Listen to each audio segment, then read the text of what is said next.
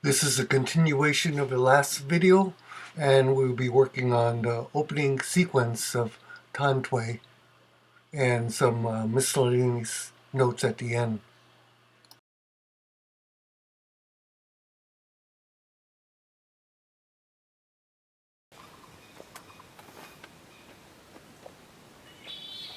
Okay, we're back for the opening sequence training.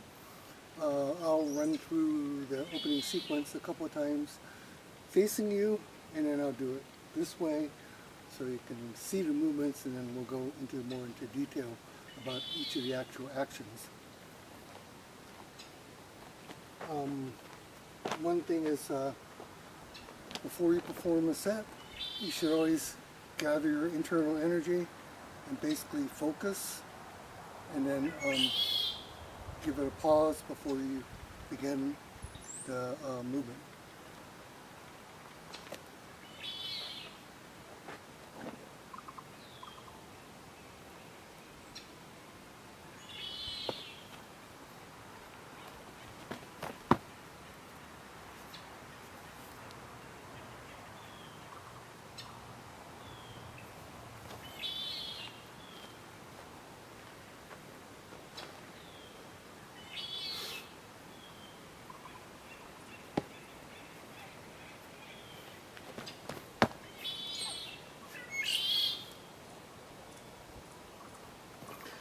You should always try to be relaxed in between the movements and transitions, and then kind of put it snap and then at the very end.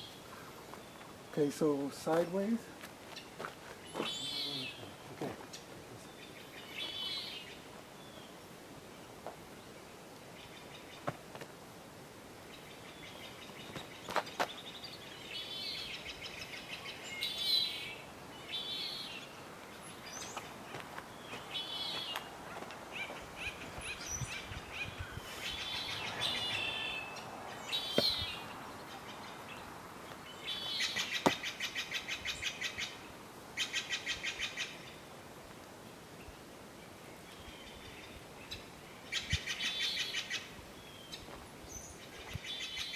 So in the opening sequence, before you begin, again, focus, attention, and then you're going to drop down to the cat stance. Palms come up underneath your armpits, and then you'll shoot out with the vertical edge palm, center of the wrists in straight line with your body. The hands will move back as you step forward, 1, 2, 3, into B-cam position. Okay, so let's just try those first few steps by themselves. I always describe this drop into the cat stance as kind of like as the elevator. Just all of a sudden went boom like that, and you kind of just drop into it. So instead of like just slowly sinking into it, you're going to, you hear that little boom. That's because my feet leave the ground, so that I can kind of use gravity to basically drop into the stance. Shoot out. And then as you're taking the first step, the hands will be moving to the B-cam position in the rear. So again, it'll look like this. Drop into the cat, shoot forward with the vertical blade hands, and then sweep back as you step. Again, from the cat, if you remove this foot, you're already going to be using your gravity, and that'll start to moving forward. It's going to be one of the principles we talked about later on, using off balance to actually get movement. Again, from the beginning, drop into your cat stance, palms underneath the armpits, shoot out as you step forward. Okay? Drop, shoot, 1, 2, 3. So you're going to, from the moment that you do the grab, you're losing your balance in the step 1, 2, 3 steps. End up on the left foot. Drop, shoot out, grab, 1, 2, 3, stamp the right foot, and hands come to flat position in the front, just not barely touching.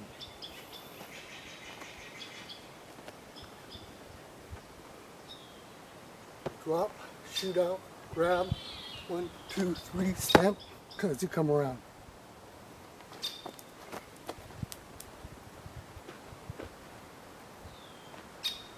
Drop, shoot out, grab, 1, 2, 3, and right here you're at attention and come shoop, like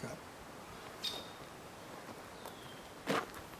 Timing is very important in form practice in all forms of Kung Fu. And again, like playing a melody, you can vary the timing within the parameters of the strict fundamental movements. So you can kind of, or you can just, you know, there's ways that you can vary that timing to give a different accentuation of the form and also of your power and strength. So in the beginning, you just can do it like a robot, so you can memorize the movements into your practice. But as you gain more proficiency, you want to be able to alter that timing of various movements so you can accentuate what the move looks like. So I'll do it sideways, and I'm going to show you the kind of a slight difference that happens. If I just doing it robotically, it would just basically be drop down, shoot out, peek hand, 1, 2, 3, stamp, hands come like this. Okay, so even if I put more snap into it, it's still going to look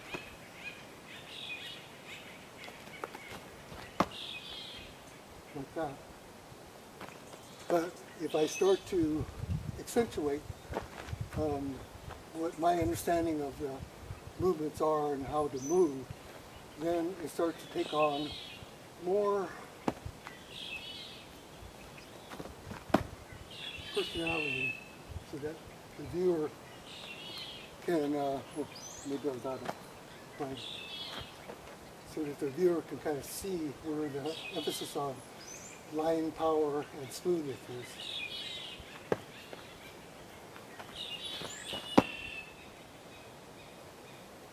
I don't know if you can see the difference, but I can feel the difference. So after you're going to reach this point, it's going to be a circle with the, so you're going to be punching with the left first. It'll be a circle here, like this way. I'll do so you're back of me, so it'll be easier for you to follow. It'll be a circle, and then punch, and this is going to come to fist underneath the arm, and this one's going to come down, and then as you punch up, you're going to, as you come about here, you're going to squat a little bit, and then shoot up into the crane stance and the fist in a straight line. With this fist going straight up, not like that. Okay, so it's going to go from here. So when you come around, this little motion here goes like this, and then it circles, and then it circles.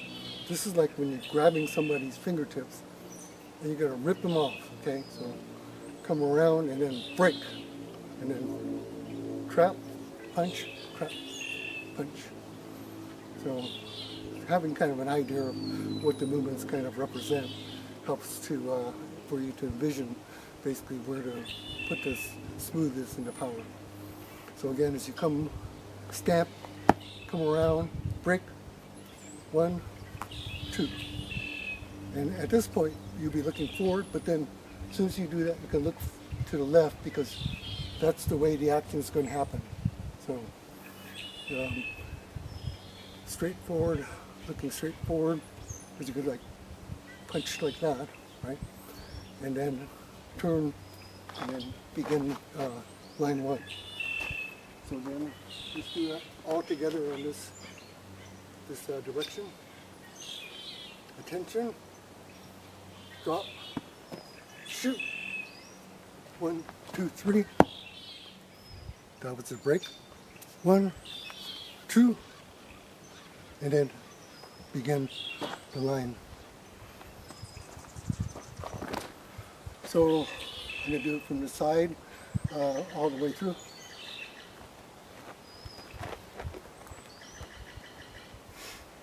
Drop down, shoot up. Notice my butt is tucked in. Okay, as soon as I start stepping forward, 1, 2, 3, break. Toe is pointed down. Hand is resting lightly on the knee. Arm is straight. Again, one more time. Drop down. Shoot up. 1, 2, 3. Stand. 1, 2, 3. I can hear Sifu's call. Okay, so that's the opening. Thank you. There's one more thing I'd like to talk about in practicing forms in kind of your regular workout space. This is my beautiful workout space. I live on a ranch, 5 acres, and this is the driveway, and I keep it meticulously clean so I can do my workouts, and I come out here and work out, in the morning, afternoon, evening, whatever. But I always face this direction when I start.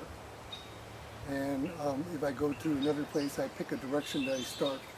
The reason that is helpful, even though you should be able to do your Kung Fu backwards, forwards, any direction, is that when you're learning a sequence, your mind subconsciously takes in the surrounding.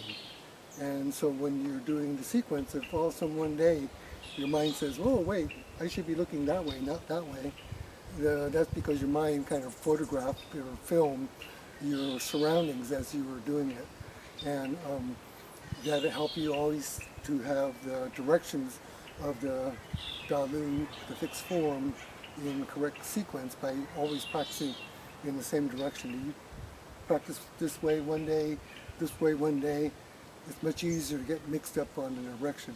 Something as simple as the Tan Tui back and forth, you're probably not going to get too mixed up. And can you practice line one way and then come back with line 1? It's not like taboo, but generally I advise line 1 this way, line 1 this way, line 1 this way. So you just kind of get used to like doing it, because you might get mixed up on which sequence of the lines.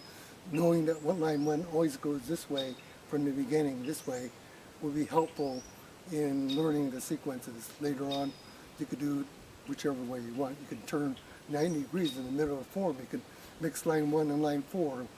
Again, we'll talk about that later on, of approaching your fixed form Dalu with free form, so that you learn how to integrate all the different forms and just be more free with your Kung Fu practice. But for now, I advise doing line 1 only in one direction.